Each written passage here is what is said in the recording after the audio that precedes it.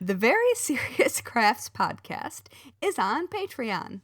Visit patreon.com/seriouscrafts to support our podcast, find out about our Patreon half-stitched episodes, and more. Hello, and welcome to Season 4, Episode 2 of the Very Serious Crafts podcast. I'm Molly from Wild Olive. And I'm Haley from Red Handled Scissors and the Bones and Bobbins podcast. And today we'll be talking about scrimshaw and crafting with teeth. Because, you know, I'm from the Bones and Bobbins podcast. And yet, who suggested that we talk about this today? It's true. Me. I had nothing to Molly. do with this.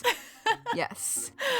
Who would have thought? Who would have thought? When I opened the document for the first time, I was like, yes! Yes! I had a feeling. Also joining us, at least in this moment, is Darcy Cat, who has settled in quite nicely on my lap right now. But she has been very talkative lately, so we'll see. Oh my goodness, she's like stretching her head backwards. Oh. She's really quiet right now, but I'm just going to say she might get loud. So be prepared for that. Yeah, well, there was a lot of kitten talk I don't think in our recording, but when we were hanging out before recording. Yeah. So yeah. I feel like our audience would welcome cat sounds. Yeah, I think it's just part of the normal background sounds at this point. I agree. Yeah. Not a problem. Yeah. So, before we jump into talking, we want to give a shout out to our serious friends of the Very Serious Crafts podcast who are supporting us at patreon.com/seriouscrafts. Many thanks once again to everyone who has stuck with us while the show was on hiatus. Yeah. You're the best, and we really appreciate you sticking around. Yeah, thank you. Mm-hmm. I smell crayons. Totally random, but like you know how like Crayola crayons have a very distinct smell? It's like come out of nowhere. What is somebody doing in my house? Weird. It's a ghost. It's a crayon ghost. It's a crayon ghost. I don't know. Yeah. Wouldn't that actually be kind of funny to have like an elementary school teacher ghost who showed up with crayon scent? Yeah, that would be really accurate, I think. I think so too. Also, I will Maybe just somebody's say doing hairdryer art. Well, it's weird because I was actually thinking at some point it would be interesting to have a whole conversation about crafting with crayons in different ways. So I think that this is a sign that needs to come up in a future episode. Okay, all right. Okay. I'm in. All right. Yeah, I have Crayola and you probably know this, maybe you even told me this, I don't remember. They have an entire box dedicated to skin tones. Yes. And I am obsessed with them, but I have had no actual reason to purchase them. But I want to buy them because I want them to sell out and have to make more and for there to be a demand for them. Yes. So if we're going to talk about crayon crafts, then I'm going to have to do crayon crafts. And so now you have a reason to buy those crayons. Yes. Yeah. Also, I will say they make matching colored pencils. So just for everyone's reference. I don't need to know. We'll come up with an episode on colored pencils at some point too then. I have lots of thoughts on colored pencil crafts. Okay. And resin. Ooh, oh yeah. All right. Yeah. Okay, good. All right, well, anyway, we'll that's not what we're supposed to be talking about. Today, we are talking about scrimshaw was the first part that came up, and crafting with teeth. Now, if you are unfamiliar with scrimshaw, as I was recently, although my mother tells me, how could you not know what scrimshaw is? You were homeschooled, as if that's like a natural thing that goes together. I would say, how could you not know what scrimshaw is because you're Midwestern? This is not something that I have really looked into. Now, once I looked it up and saw it or had a conversation about it with my mom, I know what it is. I just didn't know the name. So if you are like me and you are unfamiliar, scrimshaw. I'm judging you. I'm not judging you. You're just like me, and I mean we could judge each other anyway. But scrimshaw is the craft or art, if you will, of carving into bone or ivory, and it came out of the whaling industry. Especially, you would have sailors with, some extra time on their hands when they weren't actively whaling, and so they would carve into the teeth of whales or into ivory or, like all of these different things. You see it a lot on like knives with ivory handles. And in fact, you can still buy like a scrimshaw kit that includes a bone-handled knife to carve. And, I think it's usually deer bone. Yeah, and there's different varieties, and obviously, faux. Yeah, exactly. Like, none of this conversation is about, like, you shouldn't, like, be actively going and getting ivory, new ivory. That's terrible. No, that's illegal. But you know what I mean? Like, sell ivory. But, that is before, or that is made after a certain time period. It's a whole thing in the antique world. Not suggesting anything. Oh, see, there's the cat. She would like to leave. Hold on. Ah, yes. Bye. Bye, yes. Darcy. So obviously not suggesting anything illegal or even that is not ethical. Oh, yeah, exactly. Obviously we're setting those things aside here.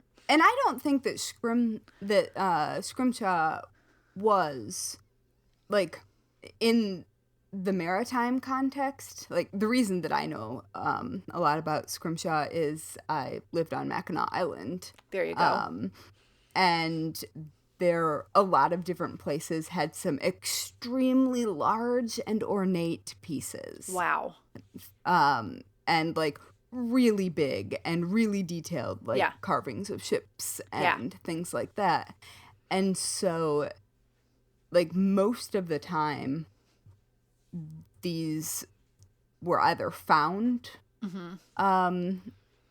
materials, or they were materials that came specifically from the processing of an actual purposefully hunted creature. Yeah. Which, as your local vegan, I go, ugh. I know. But also, as your local witch, I might go look for bones in the woods. So. Yeah. Yeah. I mean, so.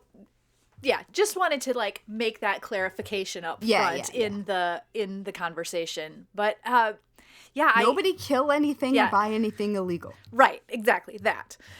But when I was looking into it, and this came up for a project that I'm working on, which sounds, again, it seems so weird to, like, what would you? It's an assignment. This is actual work. I want to know more about how that came up. Well, I have been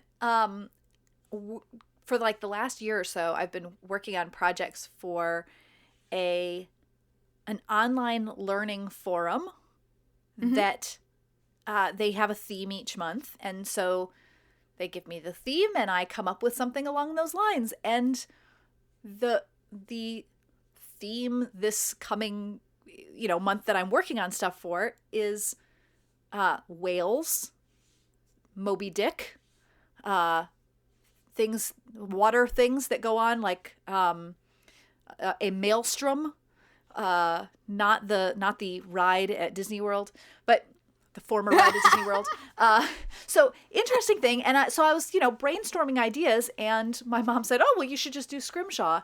And one thing led to another. So as I was looking it up, though, doing my research for the project I was going to work on, I found it very interesting to see what is currently happening in this art. And there's a guy, and his name is, I think it's Robert Dancic, and he has the website fauxbone.com, and he shows you how to... I feel like I need to be friends with this person. Here's the thing that's really cool. When you look at his like he's been doing this a long time, and there's YouTube videos that you can see him from probably 20 years ago. Like he made this video series, like probably on VHS. Probably goes back more than 20 years ago. And then Cool. And then now, seeing him now, he's been doing this a very long time. He clearly knows what he's doing. And he has actually a faux bone product that you can buy and cut out pieces and work with it. And he has a whole bunch of different techniques for jewelry making and other things working with this faux bone. And it was really cool. Oh, cool. Yeah. There's a projectile with glasses, and we all know how much I like many different varieties of glasses. Yeah. So that was my first thing that I found. And I was like, I this just is made cool. it to his website, to be clear. Yeah. Yes. Yeah. But I also knew that for the type of thing that I was working on, I couldn't ask people to order this faux bone material from him. That's not how this particular kind of project would work. So I wanted to see what I could find in working with polymer clay. I thought that was where I went, you know? And I did a search and I came up on this website. I put it in our I might actually include it in the show notes, but I clicked on the site, and it's clearly an old site. It has not been, it doesn't look like a modern website. It is just a page, a very long page full of text. And I was so overwhelmed by it. And I thought, oh no, what's going to happen here? But again, there's lots of information. That's on making or working with faux ivory, especially with polymer clay. So I was like, okay, all right, well, I know that this is a possibility. That's interesting. I could see how that could work. Yeah. So I kept looking, found more polymer clay tutorials. Do you carve before or after? Again, I've seen different things, but before tends to be the thing. And there's different like mixes of colors that you want to work in. You'd use some translucent. Some of them you laminate it basically by, like as if you were making croissants. If you've watched the Great British Bake Off, you would put like your white clay, and then you put some little chunks of translucent clay, and you work in a little bit of ivory clay, and then you layer it all together and you flatten it, and you keep adding, folding and building up layers so that you get kind of some variation of not just color, but also the translucency, which adds to the authentic look. Yeah. So I thought that was wow. You can buy it in sheets. Yeah, it's there's a whole, I feel like it's a whole new world of crafting that I've stumbled upon. I also found and I love it. It's creepy. Less creepy is the tutorial I found on Design Sponge for. Oh, fine. Basically they took like plastic or ceramic, like white hardware knobs, and they used that to scratch designs into that, carve designs into that, and then add with scrimshaw. I know exactly what that project is. Coloring into all of the scratch marks so that they show up. That would be typical. I think I featured it on Craft back in the day. It lists it as being from 2013, so clearly this has been that would around, have been solidly when I was there. So yeah, the result of that, I would say, it's okay. It doesn't. I wouldn't say that it gives you a real authentic look to it, because it's the coloring is a little bit off. But I pulled out my clay, and I didn't even get into lots of color mixing yet, but I made a piece to start out with. I carved a teeny tiny adorable narwhal onto it, and because you have to go whales and maritime theming with your scrimshaw carving in this context anyway. So so I did that. I tried putting a little bit of color into the grooves before, or the carved lines before I baked it and didn't love how that was working. I tried doing it with pastels, which I had seen as a technique for a different ivory polymer clay tutorial. Didn't love how that looked.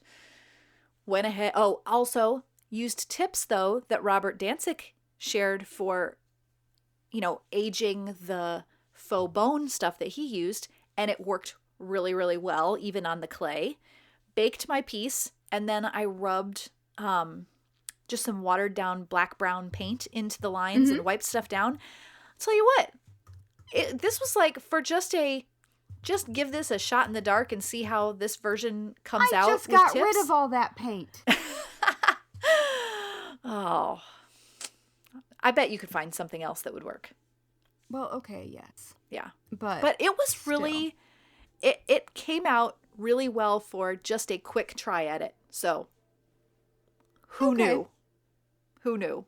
No real bones or teeth, certainly, though, were in this. I did shape it sort of like a tooth. So, I'm delighted.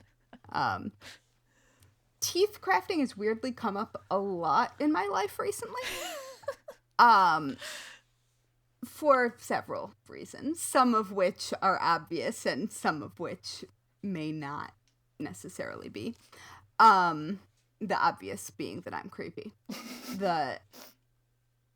So I follow a lot of artists who are also creepy on Instagram, and I also have another podcast that is about the intersection of crafting and creepy things. Yeah. So, this is kind of in my wheelhouse. Like, the real deal is kind of in my wheelhouse. And so there's sort of been a lot of discussion recently. I think it comes up in waves, like most crafts. Yeah. Most crafts do. But about preserving teeth and preserving, like, how you might go about making jewelry out of it and things like that. And then also there's a lot of things that are not teeth, but are made to look like teeth and be the size of teeth. And I don't always understand why they aren't just using teeth. But I don't understand why they aren't just using teeth. All you need to do is go to a dentist's office that is remodeling that hasn't done so since the 50s, and their walls are filled with teeth. What? Oh, yeah. Well, in your medicine cabinets, do you have the little slot in the back of your medicine cabinets for razors? I don't know that I've ever... that goes right into the walls. I've never thought or noticed that.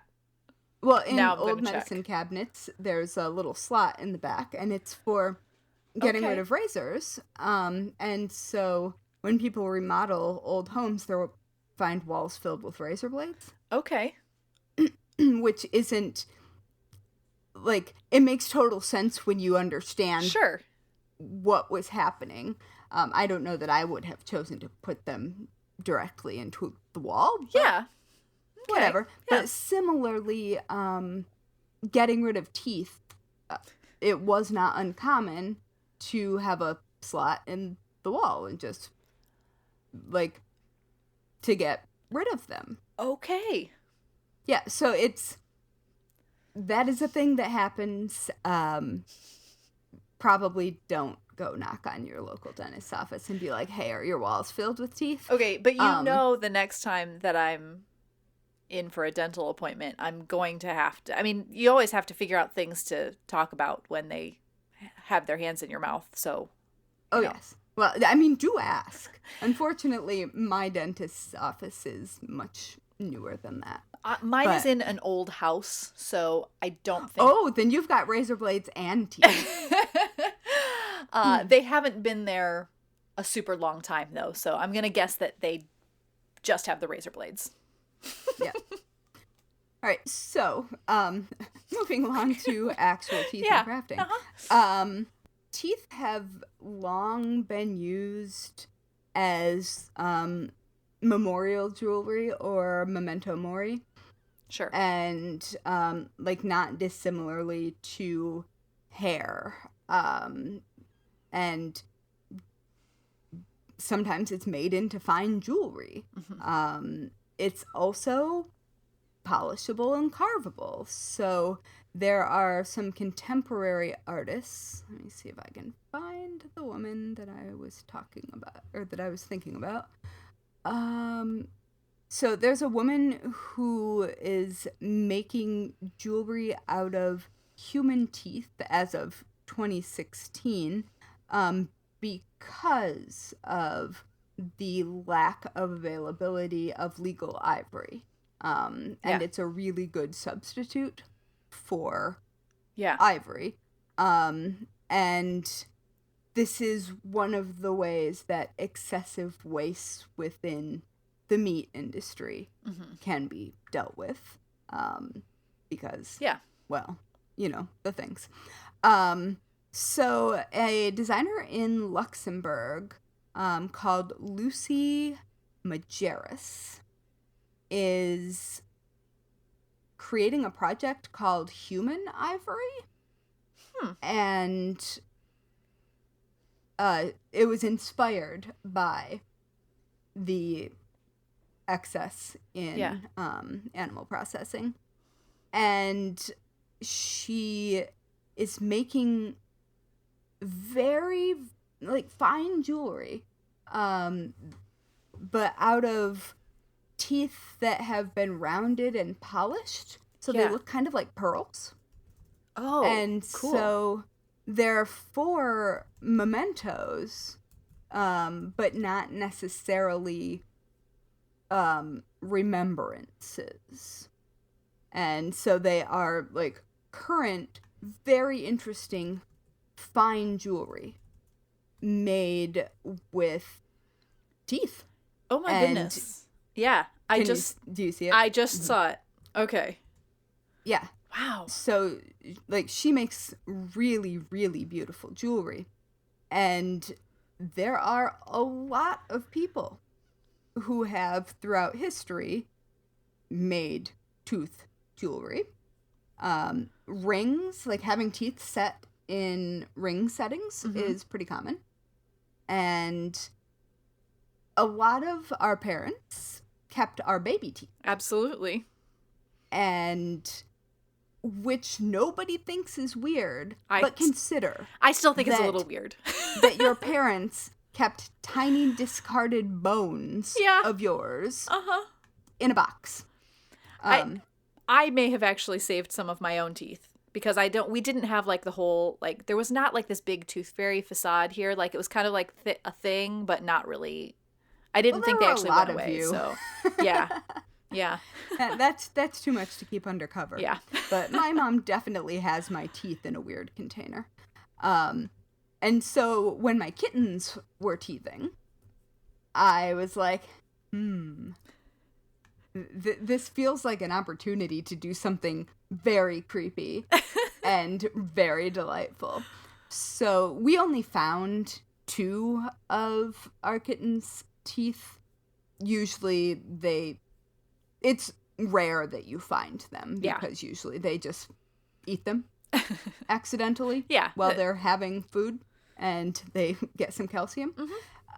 But we found 2 of them.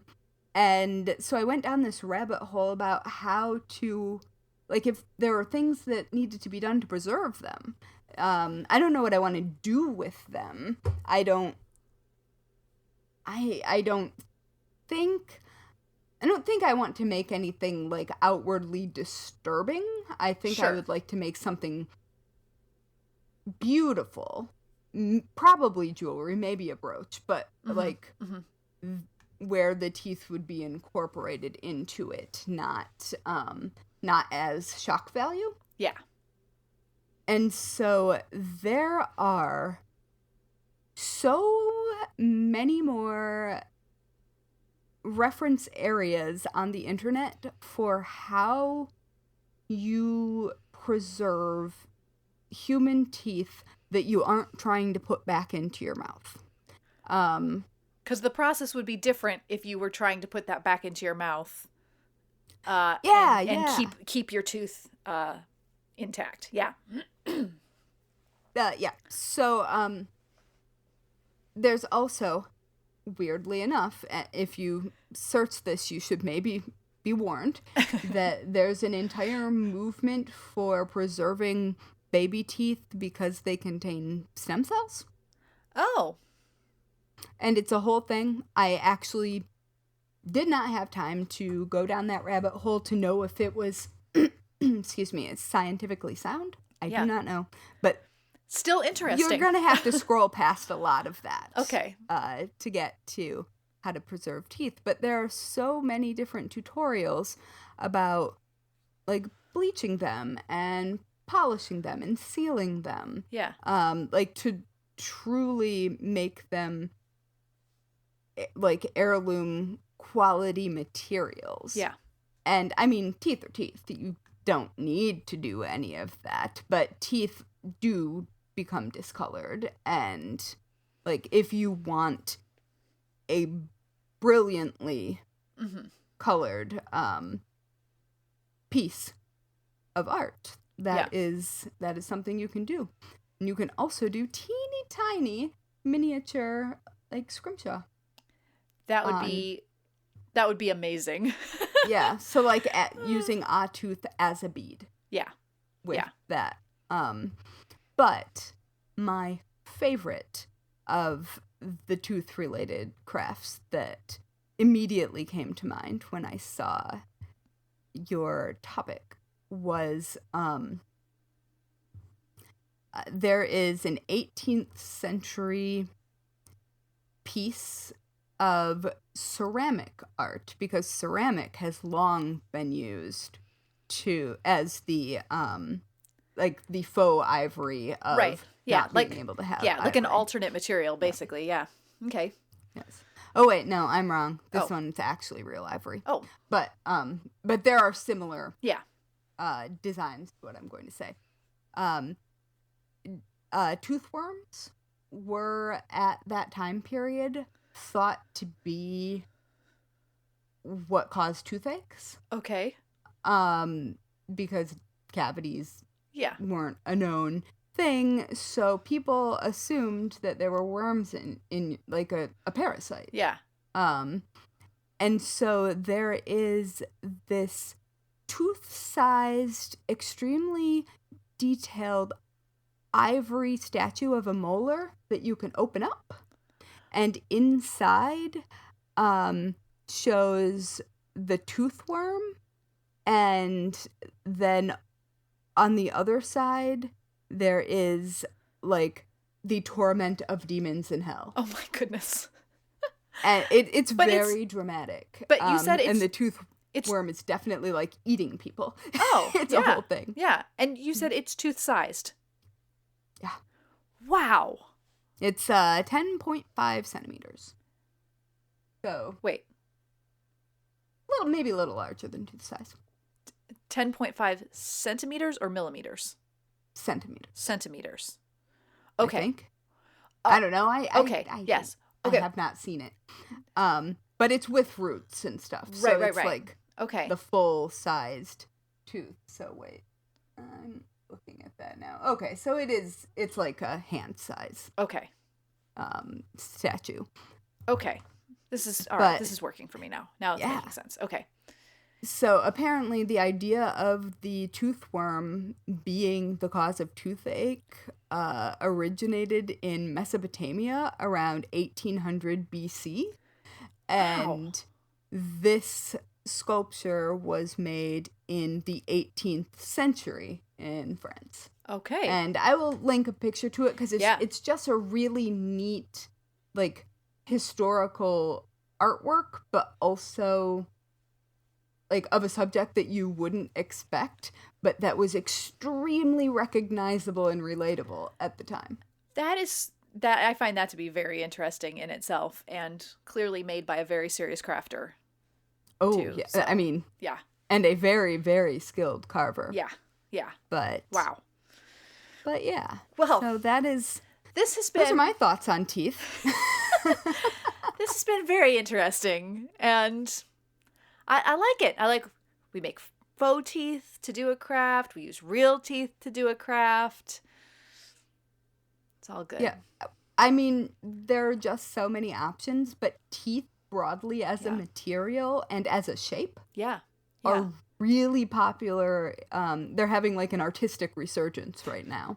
And so all of these older examples are also coming up when people are talking about new art. So I find that to be both interesting and slightly disturbing.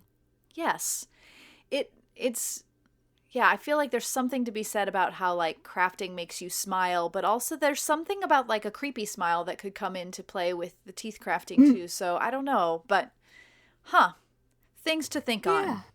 Well, I mean, your own teeth aren't creepy, but someone else's teeth are creepy. Yeah, that's what I was thinking. Like going and asking for a random person's teeth to make things with feels a lot harder to get past than my own teeth or even a family member's teeth. I think they come to you. Okay. If you are an artist. Well, I mean, teeth. seeking teeth from the dentist's office. I don't know. Yeah, I don't think they can give those to you if they're not yours. Honestly, I hope not. I think it's a biohazard. Oh, well, definitely. That's how they would be handling them now. Yeah. Good. That's a good place. Beside the point. A good place to end this episode. Yes. Before we go any further into that rabbit hole, because we all know I would go further into that. Yes. As it is, we've bitten off more than we can chew. Oh. That joke. And I had to. I appreciate that. All right. And on that note, thanks for listening to the Very Serious Crafts podcast. You can follow us on Instagram and Twitter at Serious Crafts and on Facebook at Very Serious Crafts. You can also find show notes and all things Very Serious Crafts at veryseriouscrafts.com. And finally, if you're a fan of the Very Serious Crafts podcast, please leave us a 5-star review on whichever platform you use to listen to podcasts. Good ratings help us show up in recommendations, which helps more people who love crafting find us. And it's also totally fine if you want to, leave a 5-star review, but say, oh my goodness, never talk about teeth again. That would be fair. Yeah, that's fine. Yeah. No, we support you in that. Yeah. I think so. Bye. Bye.